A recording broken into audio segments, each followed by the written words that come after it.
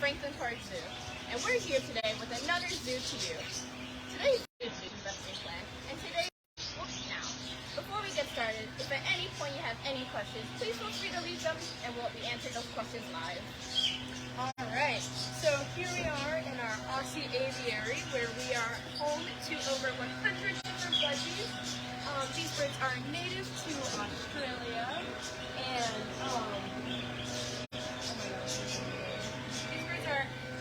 Australia, and they are smaller than their English counterparts, so they are in the same family as cockatoos and parakeets, but they're Australian counterparts, these guys, and they have a wingspan about 10 ounces in weight.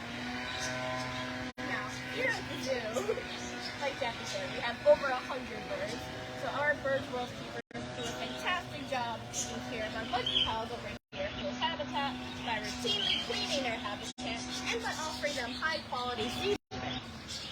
Now, in order to keep a happy and healthy population, our bird world keepers will carefully select budgies to breed together, and will carefully monitor the entire process. Each budgie has their genetics mapped out to ensure a genetically diverse population.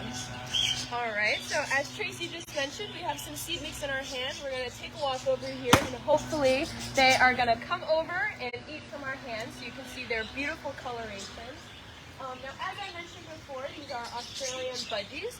Their full name is budgerigar. There is not a lot known about the origin of their name. A lot of people believe that in some languages it means good bird, but in other languages, for example the Aboriginal language, it means good to eat, which is very interesting. Maybe signifies that people used to eat them before they became popular in the pet trade. So we'll hold our hands out, we'll see if they come.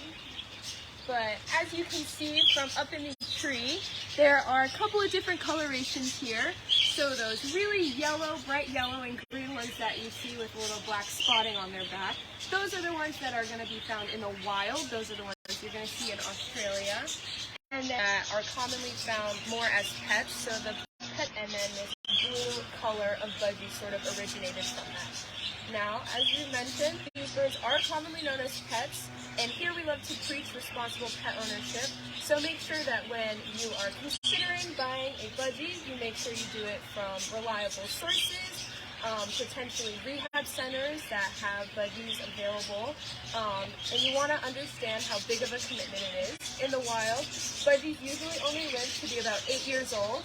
In human care, they can live up to 14. Now, I don't know about you guys, but I think that's quite a long time to own a pet, so just make sure that you understand the commitment and care that comes with keeping these guys. Now, Jackie, while we're waiting for these budgies to come down, I hear the guests can do the same thing. Is that true? It is true.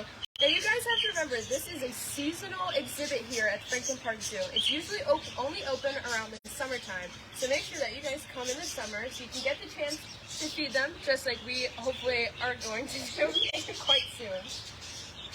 Now, budgies are very social birds. They can live in flocks of up to 100 birds, and in Australia, they're typically found in the savanna and grasslands near water, where they'll like to nest in tree cavities. Although these birds are very small, they come with many cool adaptations. For example, they can turn their heads 180 degrees to get a good eye for predators. These guys also have an amazing ability to copy human words and will oftentimes mimic human speech. And one cool way to tell the difference between a male and a female budgie is by looking at the cere, or that skin above their beak. If it is blue, it will typically be a male. If it is tan to brown, it's usually a female. And young budgies will tend to have more of a pink cere. Alright, we're still waiting for them to come out of their hands. Hopefully they will see that we have food just for them. But speaking in terms of conservation status, these guys are at least concerned, mainly because of their popularity in the pet trade, and they have very successful breeding. But they do have predators in the wild. One well-known predator is called a square-tailed kite. It's just a large hawk that is known to eat smaller birds around Australia. Some of their other predators include feral cats, maybe some other rodents, and snakes sometimes love to eat budgies' eggs. And then in terms of what they eat, they're considered omnivores. So here we have the seed mix They are typically known to eat a lot of seeds and fruits and nuts, but they are also known to eat insects, so they are considered omnivores. Yeah. Here, the zoo will also feed them kale, berries, and other leafy greens. And in Australia, they are considered to be urban wildlife. They're very used to humans, and will oftentimes be found amongst humans. And they can fly for up to like 3 hours, so they can fly for a pretty long period of time. Seems like right now we're not having any neither, so I guess they're just not hungry today. I guess so.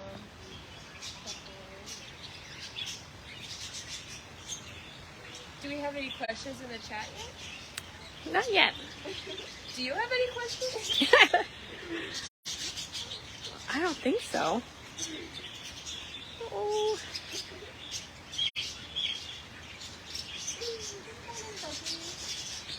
Well, anyways, I will talk a little bit about why we have budgies here at the zoo.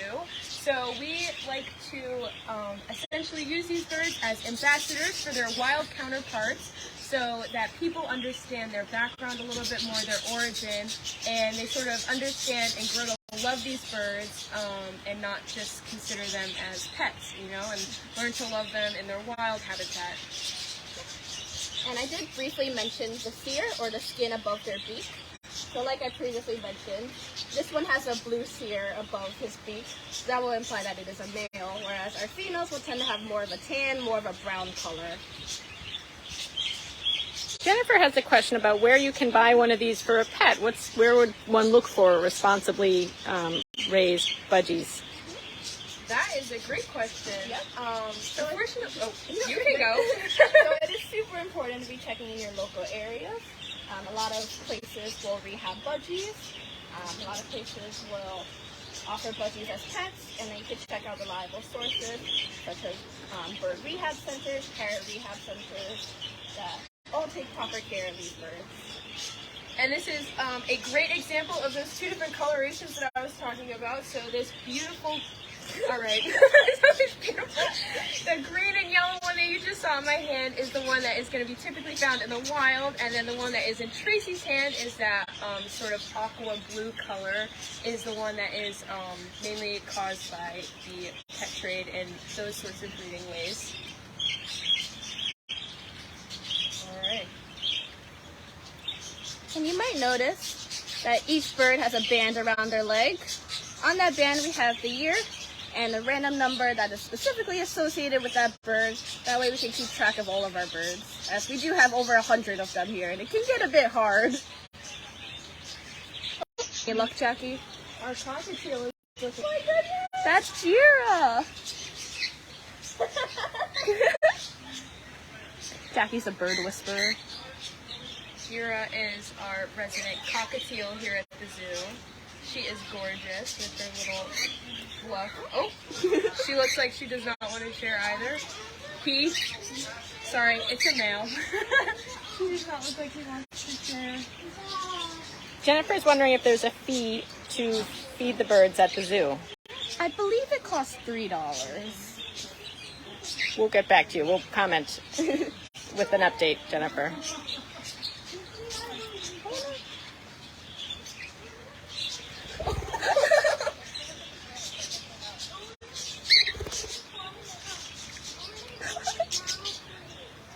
Looks like they're hungry this morning. Looks like more of them are noticing that we've got some seeds in our hand. Now, this seed mix does contain peanuts, so if you have a peanut allergy, I would just advise you to be careful if you intend to purchase this mix.